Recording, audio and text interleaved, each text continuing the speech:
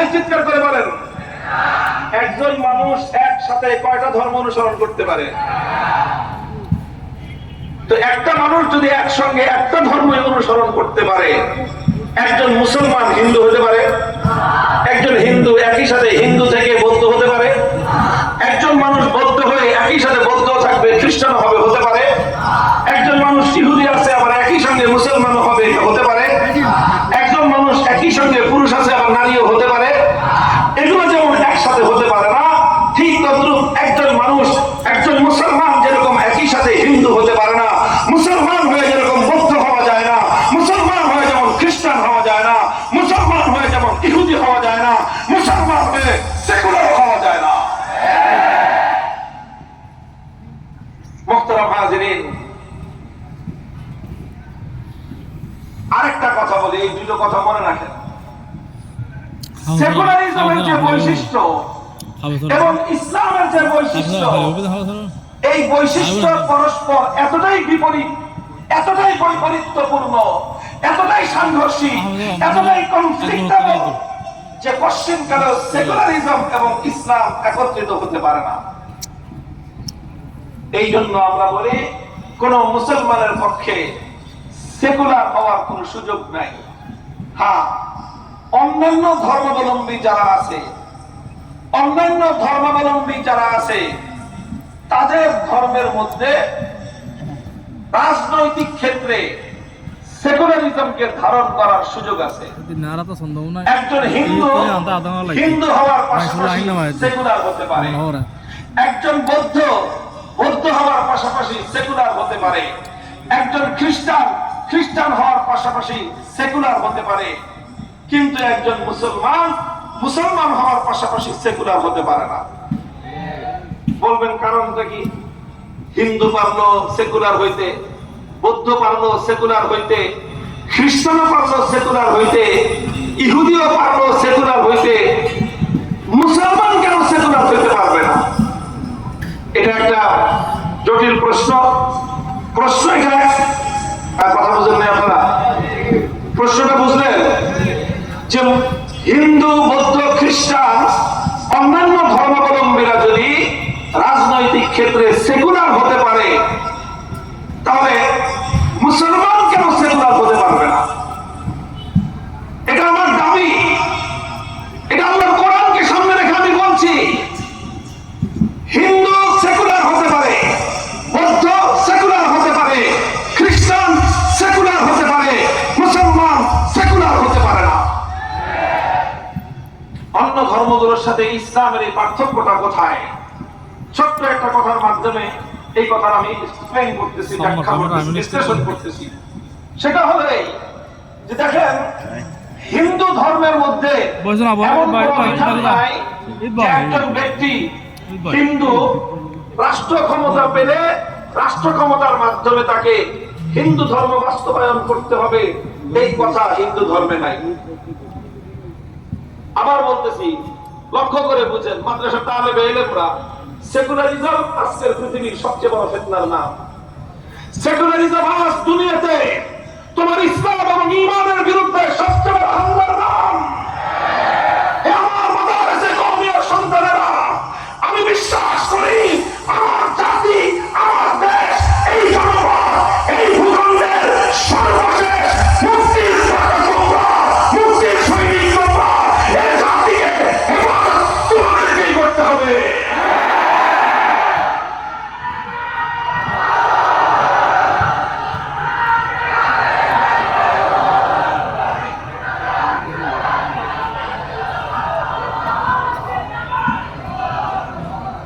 যেহেতু তোমাদেরকে করতে হবে, খুব ভালো করে বুঝে নাও, যুগের সবচেয়ে বড় ফিতনার নাম হলো সেকুলারিজম।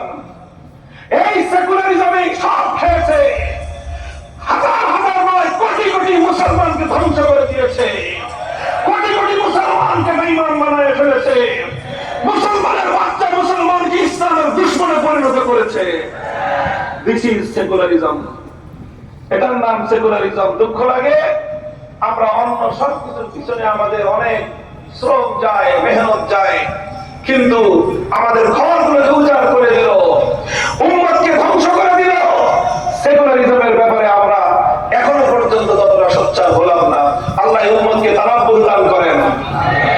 জনগণকে জাগ্রত হওয়ার তৌফিক দান করেন। একজন হিন্দু সেকুলার হতে পারে, একজন বৌদ্ধ সেকুলার হতে পারে। বৌদ্ধ কেন সেকুলার হতে পারে? কারণ বৌদ্ধ ধর্মের মধ্যে এমন কোন বিধান নাই যে রাষ্ট্র ক্ষমতায় গেলে ক্ষমতা দিয়ে তোমাকে বৌদ্ধ ধর্ম বাস্তবায়ন করতে হবে, এমন বিধান বৌদ্ধ ধর্মে নাই। খ্রিস্ট ধর্মে এমন কোন বিধান নাই যে খ্রিস্টান রাষ্ট্র ক্ষমতা পেলে সেই ক্ষমতার মাধ্যমে তাকে খ্রিস্ট ধর্ম বাস্তবায়ন করতে হবে, এমন কোন বিধান নাই।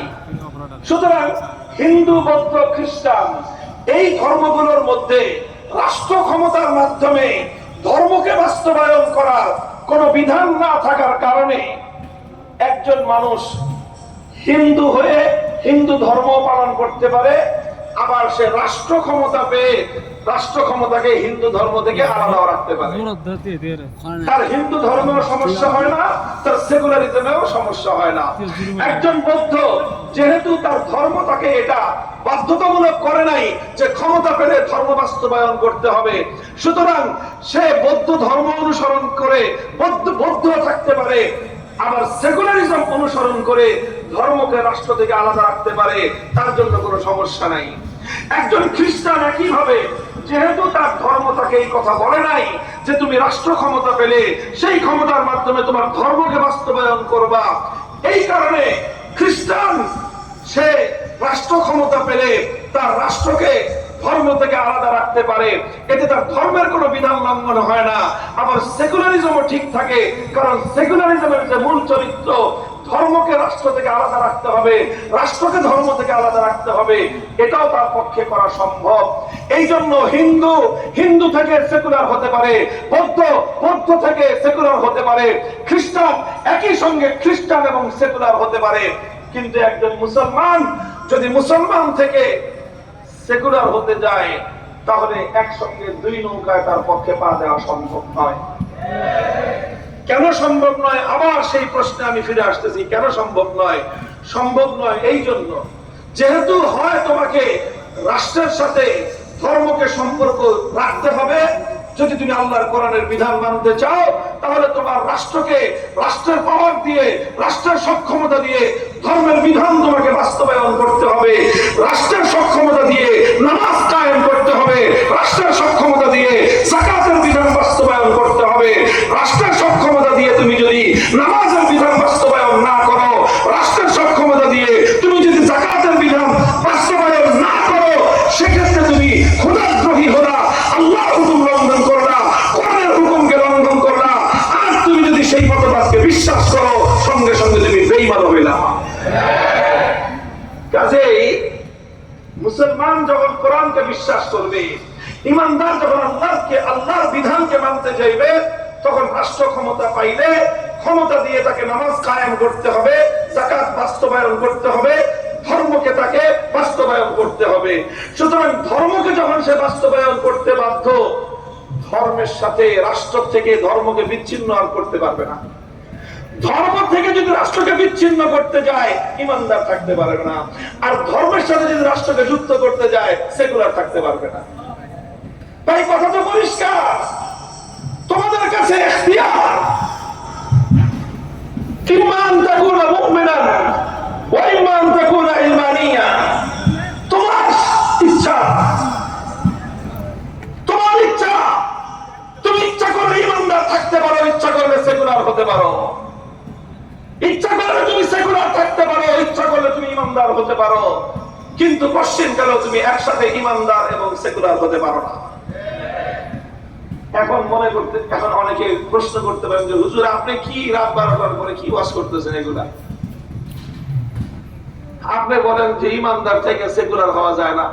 আমাদের দেশে ঘরে ঘরে সেকুলার ইমানদার আছে।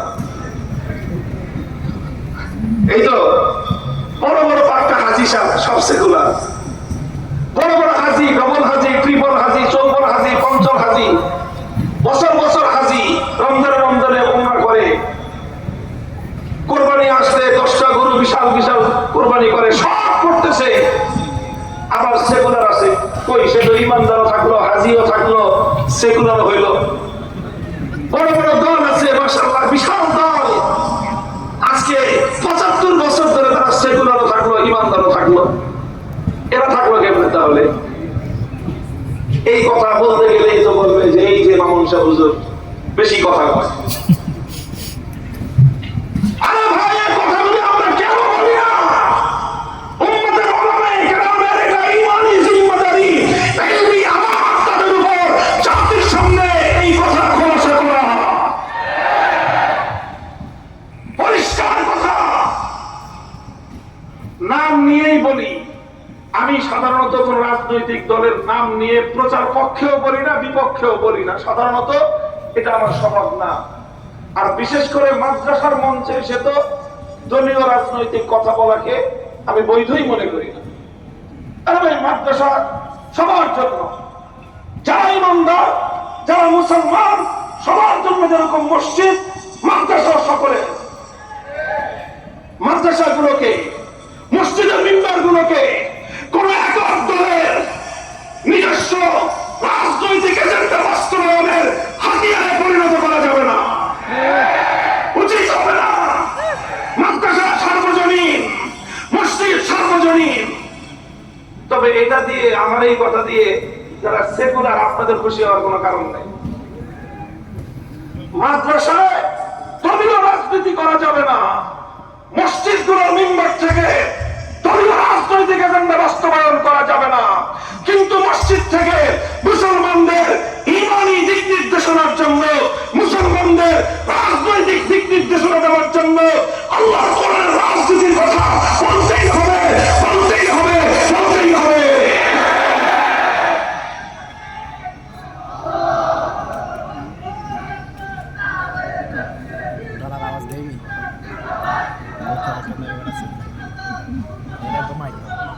এটা অবশ্যই বলতে হবে। যখন মসজিদের ইমাম সাহেবের সামনে এলাকার সমস্ত মানুষ হাঁটু গেড়ে বসবে জুমার দিন মেহরাবের সামনে, মিম্বারের সামনে, ইমামের দায়িত্ব হলো যেইভাবে এই মুসলমানদের ইমান হরণ হচ্ছে সেই ব্যাপারে তাদেরকে সতর্ক করা। আমাদের একটা সমস্যা হলো এই, আমরা ডাক্তারি করতে চাই, রোগীর চিকিৎসা করতে চাই, কিন্তু রোগীর যেখানে ব্যথা ওখানে হাত দিতে চাই না। রোগীর যেখানে ব্যথা, রোগীর টিউমার হয়েছে, সারা শরীরে মলম মাখে, সারা শরীরে আপনার চিকিৎসা করে, টিউমারে হাত দেয় না। কেন? টিউমারে হাত দিলে রোগী লাভ দেয়, টিউমারে হাত দিলে রোগী ব্যথা পায়। এখন রোগী যেন ব্যথা না পায় এই কারণে সে আর টিউমারে হাত দেয় না, সারা শরীরে মলম মাখে। এবার বলেন, এই ডাক্তারের দ্বারা চিকিৎসা করে এই রোগী কবে নাগাদ সুস্থ হবে? বলেন, কোশ্চিনকালেও এই টিউমারের রোগী এই ডাক্তারের চিকিৎসায় সুস্থ হবে? হবে না, হবে না। তুমি যদি সত্যিকার অর্থে ডাক্তার হয়ে থাকো, তুমি যদি সত্যিকার অর্থে রোগীর কল্যাণকামী হয়ে থাকো, আর হ্যাঁ রোগী, তুমি যদি সত্যিকার অর্থে তোমার নিজের সুস্থতা কামনা করে থাকো, তাহলে তোমাকে কথা মেনে নিতে হবে। তোমার টিউমার হয়েছে, টিউমারের মধ্যে পয়জন জমা হয়েছে, টিউমারের মধ্যে তোমার ওখানে নানা ধরনের বিষাক্ত রক্ত পুঁজ জমা হয়েছে। যতক্ষণ পর্যন্ত তোমার টিউমারকে ওখানে অপারেশন করার মাধ্যমে সেখান থেকে বিষাক্ত পয়জন দূর না করা হবে, সারা শরীরে মলম মাখলেও কোনোদিন তুমি সুস্থ হতে পারবে না। আর তোমার টিউমারের মধ্যে হাত দিলে ব্যথা তো একটু লাগবেই, ব্যথা লাগবেই। এবং ব্যথা যখন লাগবে রোগী একটু লাফাবেই। আর রোগীর লাফালাফি দেখে যদি ডাক্তার ভয় পেয়ে যায়, বেটা তোমাকে ডাক্তারি করতে কে বলছে? কে বলছে তোমাকে ডাক্তারি করতে? রোগী যদি লাফালাফি করে বেশি, তাহলে প্রয়োজনে 4-5 জন লোক আনো, খাইছে ধরো, খাইছে ধরে তারপরে কি বলে এটাকে, টিউমারের অপারেশন করো। 4-5 জন ধরে যদি না পারা যায়, এরপরে যদি বেশি ফলাফলি করে, তাহলে ওকে ইনজেকশন দাও, অ্যানেস্থেসিয়া করো, অবশ করো, যে কোনো উপায়ে ওকে তোমার বশ করতেই হবে, তোমার আয়ত্তে এনে। তারপরে তুমি তাকে অপারেশনের মাধ্যমে টিউমার অপসারণ করো। এটাই হবে ওর জন্য তোমার ডাক্তার হিসেবে সবচেয়ে বড় কল্যাণকামিতা। এখন আমাদের সামনে মসজিদগুলোতে সব সেকুলার নামক বেঈমানরা এসে বসে থাকে, আমরা ওয়াজ করি, মাথার উপর দিয়ে যায়। কোরআনের ওয়াজ করি, নামাজের ওয়াজ করি, হজের ওয়াজ করি, যাকাতের ওয়াজ করি, পর্দার ওয়াজ করি, মা বাবার খেদমতের ওয়াজ করি, দান সৎকার ওয়াজ করি, সব ওয়াজ করি, সারা শরীরে মলম মাখি, কিন্তু রোগীর যেই জায়গাটায় সমস্যা ওর মধ্যে যে সেকুলারিজমের প্রয়োজন বাসা বেঁধে আছে ওই জায়গায় হাত দেই না। কেন? ওই জায়গায় হাত দিলেই তো রোগী লাফায়। আরে ভাই, রোগীর যেখানে রোগ ওখানে হাত দিলে লাফাবে, যেখানে লাফ দিবে বুঝবা এইটাই রোগ পাওয়া গেছে। যেই কথা বললে, কোরআনের যেই কথা বললে, ইসলামের যেই কথা বললে, আকীদার যেই কথা বললে সমাজের মধ্যে রিঅ্যাকশন দেখা যায়, ওলামায়ে উম্মাহ সে কথা বলার জন্য আপনি আলেম, সে কথা বলতে না পারলে আলেম হিসেবে পরিচয় দেওয়ার কোনো অধিকার নাই আপনার।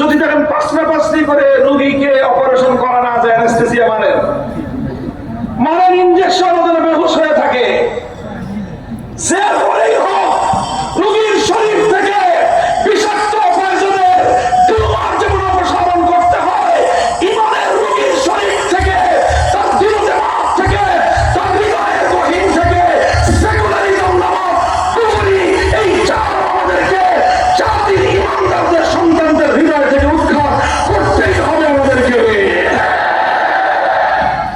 শপথ নিয়ে মাঠে নেবো, শপথ নিয়ে মাঠে নেবো, হয় আমরা জমিনে বেঁচে থাকবো, আর নয় জমিন থেকে সেকুলার উৎখাত করে আমরা দম নেব ইনশাআল্লাহ। মুহতারাম হাজিরিন, বলতেছিলাম যে আমি রাজনৈতিক কোন দলের নাম নেই না, কিন্তু এই জায়গাটায় একটু বিশেষ কারণে নাম নিচ্ছি। বন্ধুগণ, আচ্ছা ঠিক আছে, নাম না নিয়ে ইঙ্গিতেই বলি, যেই দলটার কথা আমি বলতে চাচ্ছি অবশ্যই আপনারা বুঝে সারবেন। যেই দলের নির্বাচন, তাদের রাজনৈতিক এজেন্ডা, যেই দল এবং যারা বাংলাদেশে সবচেয়ে প্রাচীনতম রাজনৈতিক দল, তারা বাংলাদেশের রাজনীতিতে সেকুলারিজম আনুষ্ঠানিকভাবে, রাষ্ট্রীয়ভাবে, সাংবিধানিকভাবে মুসলমানদের উপর ধর্মনিরপেক্ষ মতবাদ দেওয়া, এই কুফরি মতবাদ চাপিয়ে দিয়ে 55 বছর পর্যন্ত কোটি কোটি মুসলমানের ঈমান হরণ করেছে। এই ঈমান হরণ করারই আজকে তোমাদেরকে এই পাপের কারণে তোমাদের আজ এই পরিণাম হয়েছে। খুঁজে পাও না কি দোষ করছি, খুঁজে পায় না উনি, ওনার কি অপরাধ, ওনাকে কেন দেশের মানুষ ঠ্যাঙ্গায় বিদায় করলো, খুঁজে পান না। সবচেয়ে বড় অপরাধ, আপনারা কোটি কোটি মানুষের ঈমান হরণ করেছেন, কোটি কোটি মানুষকে সেকুলার বানিয়েছেন মুসলমান থেকে, কোটি কোটি ঈমানদারকে আপনারা সেকুলার বানিয়েছেন। শুধু এই অপরাধের শাস্তি যদি আপনারা, প্রকৃত শাস্তি যদি আপনাদের উপর বাস্তবায়িত হয়, লক্ষ কোটি বছর বাংলার মাটিতে আপনাদের ফিরে আসবার কোন উপায় নাই, কোন অধিকার নাই। মুহতারাম হাজিরিন, কাজেই আমি আর এই বিষয়ে কথা আলোচনা সামনের দিকে অগ্রসর করছি না। আমি এতক্ষণ পর্যন্ত আপনাদেরকে যে বিষয়টা বোঝানোর চেষ্টা করেছি, কথা খুব জটিল কোনো কথা না, গভীর কোনো কথাও না, তবে জরুরি কথা, জরুরি কথা, খুব জরুরি কথা এটা। আমরা অন্যান্য অনেক মতবাদ নিয়ে, অনেক ফেরাতে বাতিলা নিয়ে আমরা অনেক আলোচনা করি, কিন্তু আজ যেই ফেরকায়ে বাতিলা, যেই বাতিল মতবাদ মুসলমানদের ঘরগুলোকে উজাড় করে দিচ্ছে, মুসলমান হাজি হওয়া সত্ত্বেও বেঈমান হচ্ছে, মুসলমান কোরবানি করে বেঈমান হচ্ছে, যে অপরাধের কারণে, যেই বাতিল মতবাদের কারণে মুসলমান 5 ওয়াক্ত নামাজ পড়ে বেঈমান থেকে যাচ্ছে, সেই মতবাদটার নামই হলো সেকুলার মতবাদ, সেই মতবাদের নামই হলো সেকুলারিজম। কথা বলেন ঠিক না বেঠিক? বাংলার মাটিতে এই সেকুলারিজম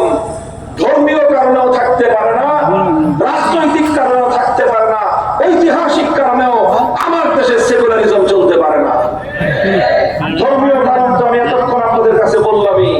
বাংলাদেশ এখন সর্বশেষ জরিপ অনুযায়ী মোর দেন 90%, প্রায় 92% কাছাকাছি মুসলমান। এদেশে যারা ক্ষমতায় আসেন, ঘুরে ফিরে যারাই আসেন, তারা প্রত্যেকেই নিজেদেরকে মুসলমান বলে পরিচয় দেন। আপনি যদি মুসলমান বলে পরিচয় দেন, কোরআনকে অবিশ্বাসকারী কোনো ব্যক্তি মুসলমান হতে পারে না। আল্লাহ নির্দেশকে অবিশ্বাসকারী কোনো ব্যক্তি কোনোদিন মুসলমান হতে পারে না। যদি আপনি নিজেকে ইমানদার বলে বিশ্বাস করে থাকেন, আপনি যদি আপনার মৃত্যুর পরে জানাজা কামনা করে থাকেন, আপনি যদি আপনার মৃত্যুর পরে মুসলমানদের গোরস্থানে শুইতে চান, দফন হতে চান, তাহলে অবশ্যই আপনাকে কোরআনকে বিশ্বাস করতে হবে, আল্লাহর নির্দেশকে আপনাকে বিশ্বাস করতেই হবে। কোরআনকে যদি বিশ্বাস করেন, আল্লাহকে যদি বিশ্বাস করেন, এ কথা মানতে হবে।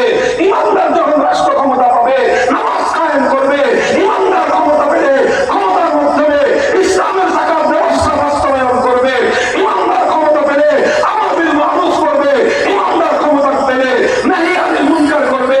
যারা এটা বিশ্বাস করে না, তারাই সেকুলার, যারা সেকুলার তারাই বেঈমান। এটা বললাম ধর্মীয় কারণ। এবার আসে ঐতিহাসিক কারণ বলি, রাজনৈতিক কারণ বলি। কেন আমার বাংলার মাটিতে সেকুলারিজম চলতে পারে না? ইতিহাস অনেক লম্বা, 2 মিনিটে বলতেছি ছোট্ট করে। ইতিহাস চলেন 1905 সালে চলে যাই আমরা। 1905 সালে আমাদের এই ভূমিতে এক ঐতিহাসিক ঘটনা সংঘটিত হয়েছিল, যেটাকে বলা হয় বঙ্গভঙ্গ। কি বলা হয়? ব্রিটিশ ভারতে বঙ্গ প্রদেশ, বাংলা, বিশাল এক বাংলা ছিল। সেই কলকাতা থেকে নিয়ে শুরু করে কক্সবাজার পর্যন্ত বিশাল বাংলা।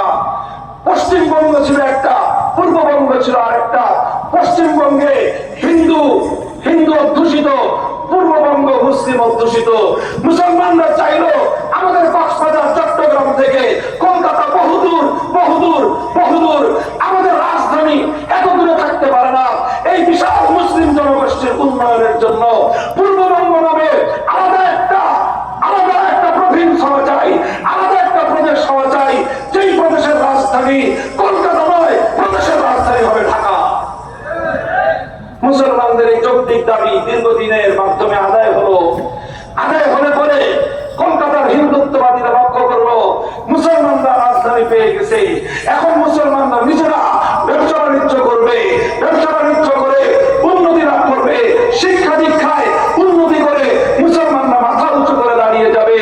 উগ্র হিন্দুত্ববাদী গোষ্ঠী মুসলমানরা মাথা উঁচু করে দাঁড়িয়ে যান, পশ্চিম কারো তারা বরদাস্ত করে নিতে পারে নাই। এই জন্য রবীন্দ্রনাথ ঠাকুরের নেতৃত্বে জঙ্গিবাদী আন্দোলন হলো, উগ্রবাদী আন্দোলন হলো। আন্দোলনটার নামই হলো সহিংস আন্দোলন। কি নাম? সহিংস আন্দোলন মানে কি? শান্তিপূর্ণ? আরে সহিংস মানে কি? যারা আন্দোলন, সহিংস আন্দোলন মানে হলো হিংসার আন্দোলন। হিংসার আগুন জ্বালানো রবীন্দ্রনাথ ঠাকুর, হিংসার আগুন জ্বালানো পশ্চিমবঙ্গের হিন্দুত্ববাদীরা, যেন মুসলমানরা মাথা উঁচু করে দাঁড়াতে না পারে। জ্বালায় পুড়ে ছারখার করে দিল, জঙ্গিবাদের মাধ্যমে গোটা দেশ অস্থিতিশীল করে দিয়ে শেষ পর্যন্ত মুসলমানদের 100 বৎসরের কামনা যে আমরা একটু আলাদা হয়ে নিজেরা একটু উন্নতি লাভ করতে চাই, ওরা সহ্য করলো না। আবার বঙ্গভঙ্গকে রদ করে, বাতিল করে আবার আমাদের উপর কলকাতার আধিপত্য এবং খবরদারি প্রতিষ্ঠা করলো। বাংলাদেশের মুসলমানরা হতাশ হলো, কিন্তু দমে গেল না। বলেন সুবহানাল্লাহ। আমাদের পূর্বপুরুষরা হতাশ হয়েছেন, হাত ছেড়ে দেন নাই। 1945 থেকে 1947 সাল 42 বছর পর্যন্ত অপেক্ষা করছেন। 47-এ সুযোগ এসেছে, সুযোগ পাওয়া মাত্রই আমাদের এই পূর্বপুরুষরা, এই পূর্ববঙ্গের মুসলমানরা যা করার ইতিহাসের গুরুত্বপূর্ণ সময়ে তারা সঠিক সিদ্ধান্ত গ্রহণ করলেন। বলবেন কি সিদ্ধান্ত গ্রহণ করলেন? 1947 সাল ইংরেজরা 190 বছরের ক্ষমতা ছেড়ে পালিয়ে গেল। এই ভারতবর্ষ স্বাধীন হবে। ভারতবর্ষটা কিভাবে স্বাধীন হবে? তর্ক শুরু হলো হিন্দু আর মুসলমানদের মধ্যে। মুসলমানরা বলল, তোমরা তো সেই হিন্দু, আমরা মুসলমানরা একটু মাথা উঁচু করে দাঁড়াবো, তোমাদের সহ্য হয় নাই। আমরা বাংলাতে স্বাধীনতা নিয়ে, আমরা পূর্ব বাংলায় নিজেদের রাজধানী নিয়ে একটু উন্নতি করব, অর্থনৈতিকভাবে সমৃদ্ধশালী হব, শিক্ষা দীক্ষার দিয়ে একটু উন্নতি অগ্রগতি লাভ করব। সহ্য করতে পারো নাই, এবার আমাদের হাতে সুযোগ এসেছে, সুতরাং আমরা দিল্লির সাথে থাকবো না। আমরা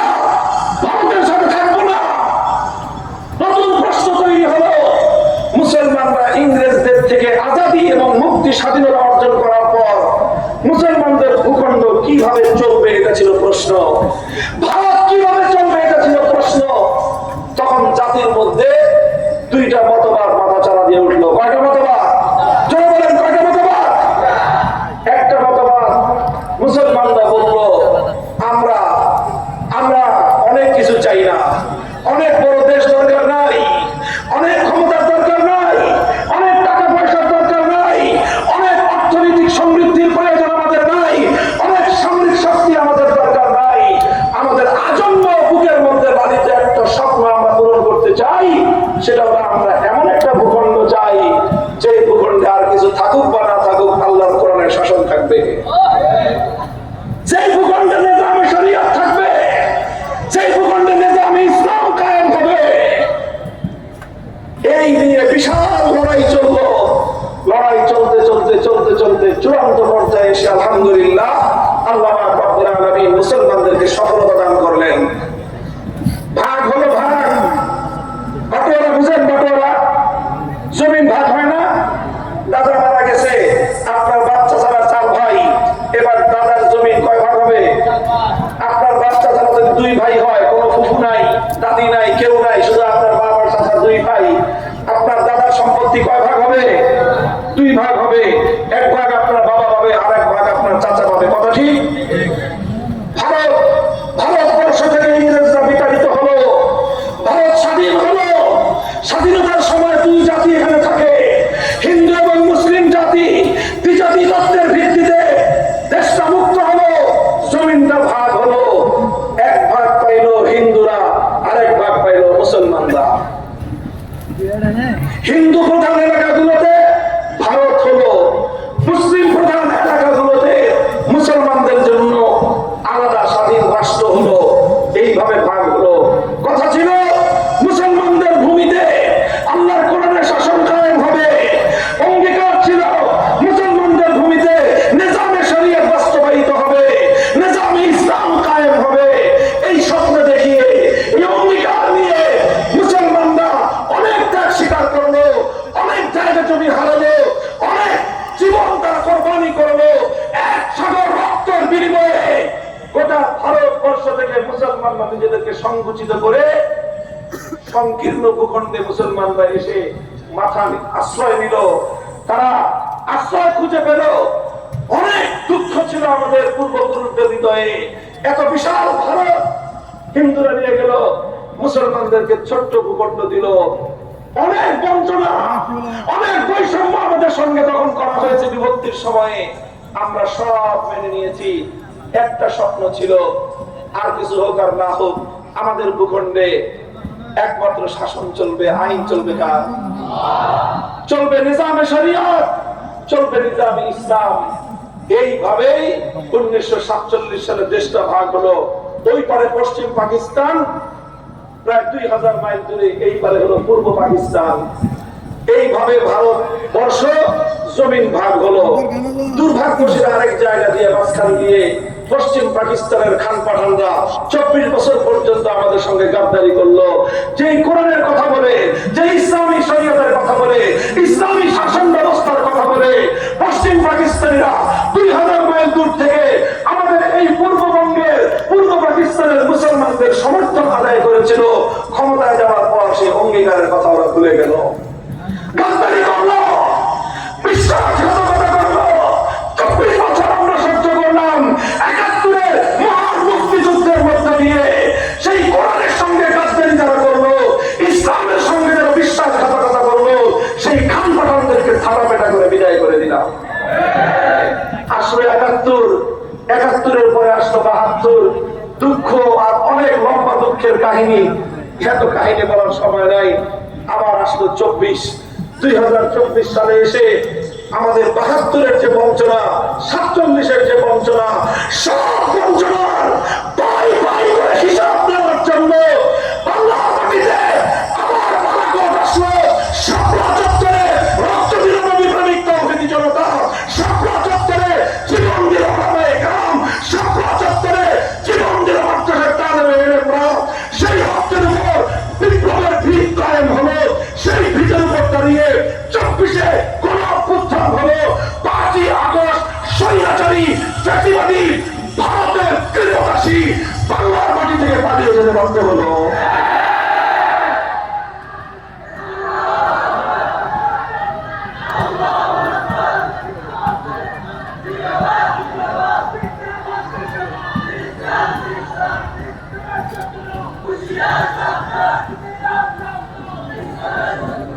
আমি বলেছিলাম ধর্মীয় কারণে মুসলমানদের ভূখণ্ডে যেরকম ধর্মনিরপেক্ষতা চলতে পারে না, ঐতিহাসিক কারণে মুসলমানদের ভূখণ্ডে ধর্মনিরপেক্ষতা চলতে পারে না, রাজনৈতিক কারণে মুসলমানদের ভূখণ্ডে ধর্মনিরপেক্ষতা চলতে পারে না।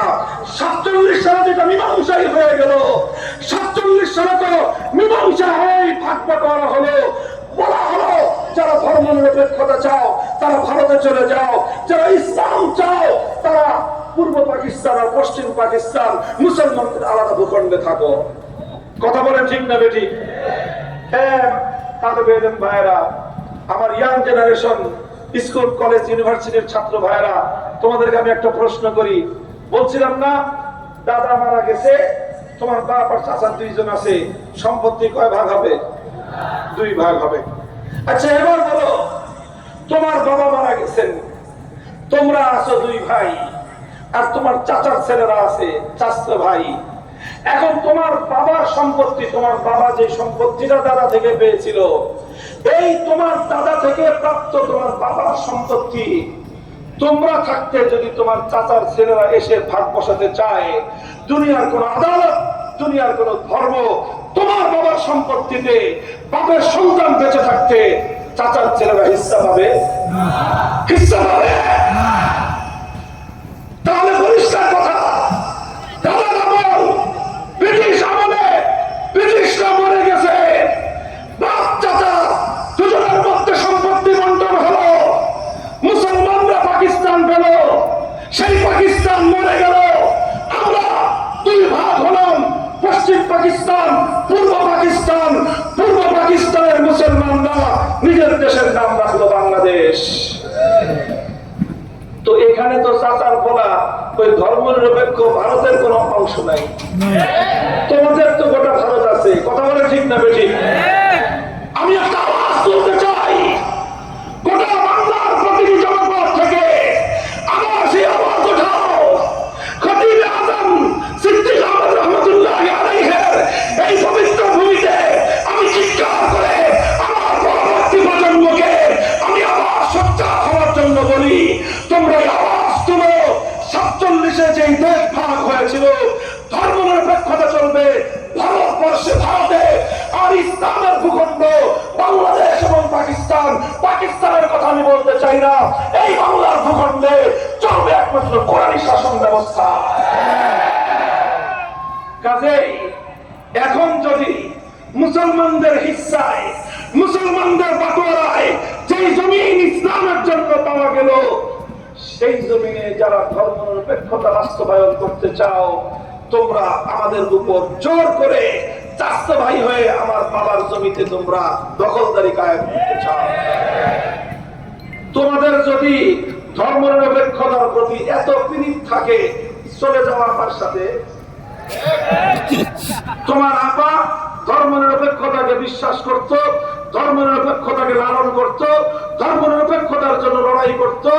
সে যখন দেখছে যে ধর্মনিরপেক্ষতা নিয়ে এই দেশে থাকা যায় না, যেই দেশে ধর্মনিরপেক্ষতা আছে সেই দেশে চলে গেছে। পরিষ্কার বার্তা আমাদের, যারা সেকুলারিক ধর্মকে পালন করতে চাও, সেকুলারিজম নিয়ে থাকতে চাও, শাহজালাল, শাহ আলম, আহমদ শাহ বাংলার মাটি তোমার জন্য নয়, তোমার জন্য নরেন্দ্র মোদীর হিন্দুত্ববাদী ভারত।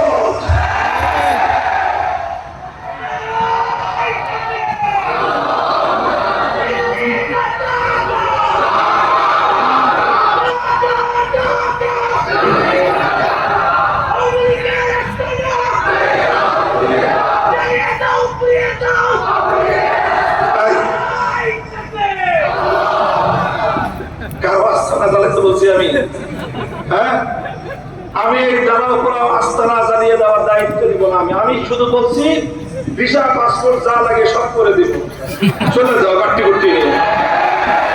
তোমাদের আপাকে তো আমরা বাংলাদেশের টাকা দিয়ে হেলিকপ্টার ভাড়া করে দিছি, যা কথা বলেন ঠিক কিনা? তোমরা যাইতে চাও সবার জন্য হেলিকপ্টার দিতে পারবো না, বাসে করে পাঠায় দিব, ট্রেনে করে পাঠায় দিব, চলে যাও। কথা পরিষ্কার, এক জায়গায় এক রাষ্ট্রের মধ্যে সাংঘর্ষিক দুই মতবাদ একসাথে চলতে পারে না। হয় 47-এর দেশ বিভক্তির রুলস অনুযায়ী তোমরা যারা ধর্মনিরপেক্ষতা চাও, বিশাল নিখিল ভারত আছে, সেখানে চলে যাও, অসংখ্য অগণিত মানুষের জায়গা সেখানে হবে। যারা ইসলাম নিয়ে রাস্তা চাও, শাহজালালের বাংলায় মাথায় কাপড়ের কাপড় করে আল্লাহর জমিনে আল্লাহর দ্বীন জিন্দা করার জন্য প্রস্তুতি নাও।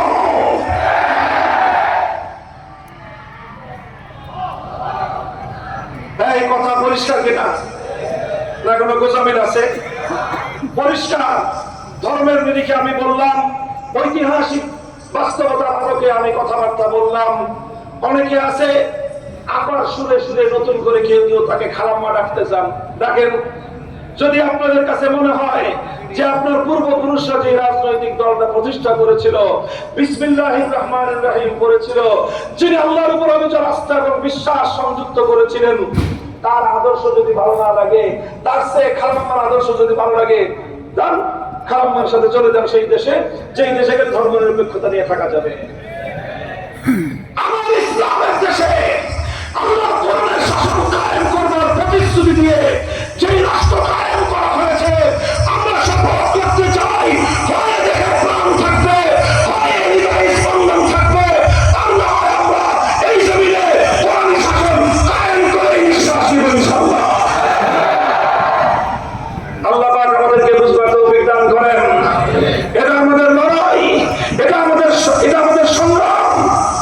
মুহতারাম হাজিরিন, দেখেন 24 যে বিপ্লব হয়েছে, আমি 24-এর এই বিপ্লবে আমার সন্তানদের, আমার ভাইদের অবদান নিয়ে শেষ দুটি কথা বলি। 2013 সালে শাপলা চত্বরে আমরা রক্ত দিয়ে এই বিপ্লবের পাটাতন তৈরি করেছি। 21 সালে আমরা রক্ত দিয়ে সেই বৃক্ষকে আবার সতেজ করেছি। তারপরে 24 সালে সেই বিপ্লব রং এনেছে, সেই বিপ্লব সফল হয়েছে, অভ্যুত্থান সফল হয়েছে, বাংলাদেশে নতুন করে আবার স্বাধীনতা ফিরে এসেছে। 24 সালে প্রায় 100 কওমি আলেম ওলামা তলাবারা জীবন দিয়েছে। অনেক রক্ত দিয়েছি, অন্য কিছুর জন্য নয়, শুধু ক্ষমতার পালাবদলের জন্য নয়, ক্ষমতার গদির চেহারা পাল্টানোর জন্য নয়, ক্ষমতাসীনদের দল পরিবর্তনের জন্য নয়, শুধুমাত্র চেহারা বদল করবার জন্য নয়। রক্ত দিয়েছি আমরা আল্লাহর জন্য, রক্ত দিয়েছি ইসলামের জন্য, রক্ত দিয়েছি আমরা কোরআনী শাসন কায়েম করবার জন্য। আমাদের রক্ত দিয়ে, আমি এটা বলি না যে বিপ্লব তার চূড়ান্ত গন্তব্যে পৌঁছে গেছে, এটা বলি না। তবে আমি বলতে চাই, জুলাই বিপ্লবের মধ্য দিয়ে আমাদের যে কাঙ্ক্ষিত মঞ্জিল, সেই মঞ্জিলের দিকে আমরা আরো এক কদম এগিয়ে গিয়েছি। কথা বলে ঠিক কিনা? এখন জুলাই সনদ হয়েছে, এই জুলাই সনদের বিষয়ে জাতিকে সচেতন করা এটা আমাদের দায়িত্ব এবং কর্তব্য। আমরা যারা শাপলা চত্বরকে ভালোবাসি, আমরা যারা 47-এর দেশ বিভক্তিকে ভালোবাসি, আমাদের জন্য ফরজ দায়িত্ব হয়ে দাঁড়িয়েছে এই জুলাই সনদকে জাতির সামনে যথাযথভাবে উপস্থাপন করা। আজ বাংলাদেশ এক ঐতিহাসিক একটা বাদ বদলের মুহূর্তে এসে দাঁড়িয়েছে। আপনারা জানেন বাংলাদেশ ত্রয়োদশ জাতীয় নির্বাচনের মুখোমুখি। এই সময় আরেকটা নির্বাচন হবে। এটা শুধু সংসদ নির্বাচন নয়, সংসদ নির্বাচনের সাথে সাথে একটা গণভোট হবে। শুনেছেন আপনারা? শুনেছেন? কিসের হবে গণভোট? গণভোটটা হবে দুইটা কথার উপর। একটা কথা হলো, কারা কারা জুলাই বিপ্লবকে সমর্থন করেন, কারা করেন না। যারা করেন জুলাই বিপ্লব হয়েছে, ভালো হয়েছে, এই বিপ্লব আমরা এই বিপ্লবের চেতনা রক্ষা করতে চাই, যারা জুলাই বিপ্লবের পক্ষে তারা হা বাক্সে ভোট দিবেন। যারা জুলাই বিপ্লবের বিপক্ষে তারা না বাক্সে ভোট দিবেন। আমি মনে করি যারা বাংলাদেশকে ভালোবাসে এমন কোন মানুষ জুলাই বিপ্লবের বিপক্ষে থাকতে পারে না। কথা পরিষ্কার? এটা আর লম্বা করলাম না, এটা রাজনৈতিক এজেন্ডা মনে করবেন না।